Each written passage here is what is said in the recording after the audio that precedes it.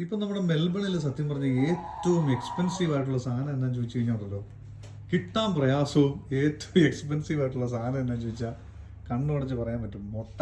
ഇതാ ഇവിടെ നമുക്ക് കാണാൻ പറ്റും നമ്മുടെ സ്റ്റീഫൻ സാറ് പുള്ളിയുടെ വീട്ടിൽ സ്വയം പര്യാപ്തയുടെ ഭാഗമായിട്ട് സ്വന്തമായിട്ട് നമ്മുടെ കോഴിക്കൂട് ഉണ്ടാക്കി നമ്മുടെ കോഴികളെ സെറ്റ് ചെയ്ത് വെച്ചേക്കുക.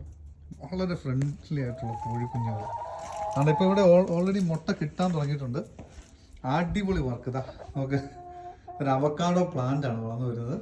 അവക്കാഡോ പ്ലാന്റിനെ തണലായിട്ട് യൂസ് ചെയ്തുകൊണ്ട് അതിന് ചുറ്റിനും കുറുക്കന്മാരിൽ നിന്ന് സംരക്ഷണം കൊടുക്കാനായിട്ട് ആദ്യം ഇതുപോലെ ഒരു വല കൊണ്ടുള്ള മെഷ് കൊണ്ടുള്ള ഒരു വർക്ക് ചെയ്തു.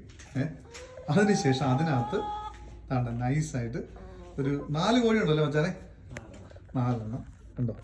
അപ്പോൾ ഇത് ചെയ്തിരിക്കുന്ന കലാകാരനാണ് ഈ സാർ. ഓക്കെ, അപ്പോൾ വേണ്ടേ ഇതിനകത്ത് നൈസായിട്ട് വരും. ഇത് സത്യം പറഞ്ഞാൽ നമ്മുടെ എല്ലാവരുടെയും വീട്ടിൽ ചിന്തിക്കാൻ പറ്റുന്ന ഒരു കാര്യമാണ്. കാരണം പിള്ളേർ മിനിമം 2 പേരെങ്കിലും കാണും.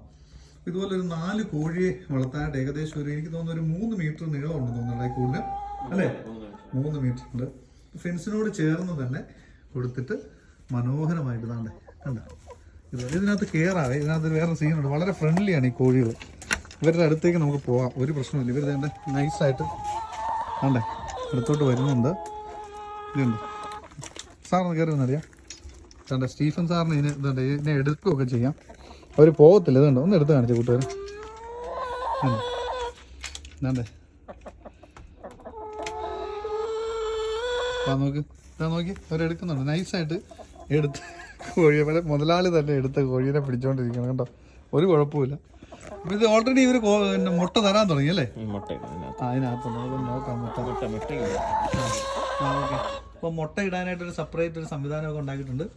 കണ്ടോ, നല്ല തണലും കാര്യങ്ങളൊക്കെ ഉണ്ട്. അതിന്റെ തീറ്റ മെക്കനൈസ്ഡ് ആയിട്ട് അവിടെ സെറ്റ് ചെയ്ത് വെച്ചിട്ടുണ്ട്. ഞാൻ തൊട്ടടുത്ത് നിൽക്കുകയാണ്. എന്നിട്ട് ഇവർ പോകുന്നൊന്നുമില്ല, നൈസായിട്ട് ഹാപ്പി ആയിട്ട് അവർ നിൽക്കുന്നുണ്ട്. പൂവൻകോഴിനെ വളർത്താൻ പറ്റത്തില്ല, അത്രേ ഉള്ളൂ. അവർ കൂവി കഴിഞ്ഞ് കഴിഞ്ഞാൽ ആൾക്കാർ കംപ്ലൈൻറ്റ് ചെയ്ത് കഴിഞ്ഞാൽ പണിയാവും. ഇനി എല്ലാവർക്കും ചിന്തിക്കാൻ പറ്റുന്ന ഒരു സാധനമാണ് കേട്ടോ, സക്സസ്ഫുൾ ആയിട്ട് ചെയ്യാൻ പറ്റും. ഉപദേശങ്ങൾ എന്തെങ്കിലും വേണമെന്നുണ്ടെങ്കിൽ നമ്മളെ വിളിച്ചേക്കല്, നിങ്ങൾ സ്വയം ചെയ്തു നോക്കണം. Okay, take care and enjoy.